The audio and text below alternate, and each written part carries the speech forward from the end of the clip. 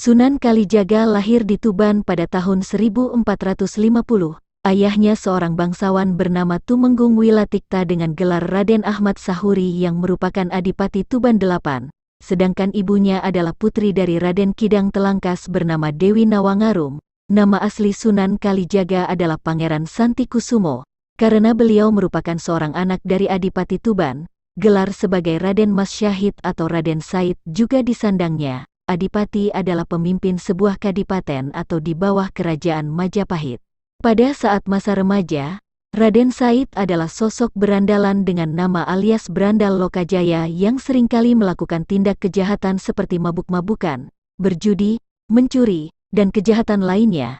Karena sifatnya yang seperti itu, ayahnya yang merupakan seorang bangsawan dan penguasa Tuban pun malu karena memiliki anak yang sering berbuat onar. Lantas beliau pun mengusir Sunan Kalijaga muda dari rumahnya. Saat itu, Tuban sedang dilanda kemarau yang berkepanjangan.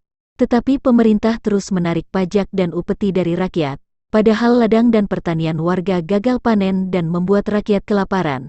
Berbagai bentuk protes disampaikan kepada ayahnya, tetapi keputusan tersebut berasal dari kerajaan Majapahit melalui Kadipaten Tuban. Ayahnya pun tak dapat berbuat banyak karena urusan pajak bukanlah wewenang seorang adipati. Sebagai ungkapan kekecewaan dan bentuk protes, maka Raden Said memutuskan untuk mencuri gudang makanan kadipaten dan membagikan makanan tersebut kepada rakyat miskin secara diam-diam. Walaupun terlihat dan bersikap layaknya berandalan, Sunan Kalijaga muda memiliki hati yang mulia. Ternyata karena sering dilakukan, pencurian Raden Said akhirnya ketahuan oleh pihak kadipaten. Hal ini lagi-lagi membuat ayahnya murka dan malu.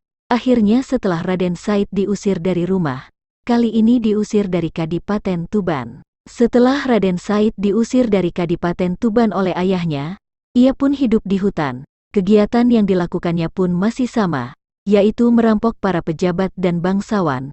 Hasil rampokan dari harta para pejabat dan bangsawan tersebut tetap digunakan untuk kebutuhan rakyat kecil. Sunan Kalijaga memberikan harta rampasan tersebut kepada rakyat untuk dibelikan makanan dan bertahan hidup di masa sulit. Pada masa inilah identitas samaran Raden Said sebagai Berandal Lokajaya populer karena sering membantu rakyat kecil dari hasil rampasannya. Suatu hari di hutan, Berandal Lokajaya melihat lelaki tua menggunakan tongkat yang gagangnya berkilau layaknya emas. Kemudian tersiratlah keinginannya untuk memiliki tongkat tersebut. Bergegaslah dia untuk mengejar pria tua tersebut untuk merampas tongkatnya hingga membuatnya kaget dan jatuh tersungkur. Tongkat yang sudah dirampas tersebut ternyata bukanlah emas. Lantas Raden Said mengembalikan tongkat tersebut. Saat berusaha bangkit dari jatuhnya, Raden Said menemukan pria tua tersebut menangis. Raden Said menanyakan mengapa ia menangis. Lelaki tua itu menjawab karena tanpa sengaja telah mencabut rumput saat tersungkur. Kemudian terjadilah percakapan antara lelaki tua itu dengan Raden Said. Lelaki tua itu menasehati bahwa mencuri itu tidak baik. Walaupun membagikan hasil curiannya kepada rakyat miskin, melakukan kebaikan dari hasil kejahatan sama saja seperti mencuci dengan air kencing, ucap lelaki tua. Ternyata diketahui lelaki tua tersebut bernama Sunan Bonang. Lantas Sunan Bonang menunjuk ke arah pohon aren. Raden Said melihat buah pohon tersebut merupakan emas.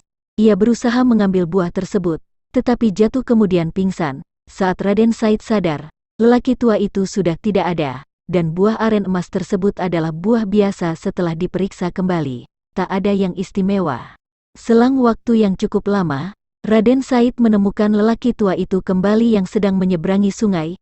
Ia memanggil dan menyampaikan niatnya untuk berguru. Lelaki tua tersebut menjawab lalu memerintahkan Raden Said untuk menunggu di tepi sungai dan menitipkan tongkatnya.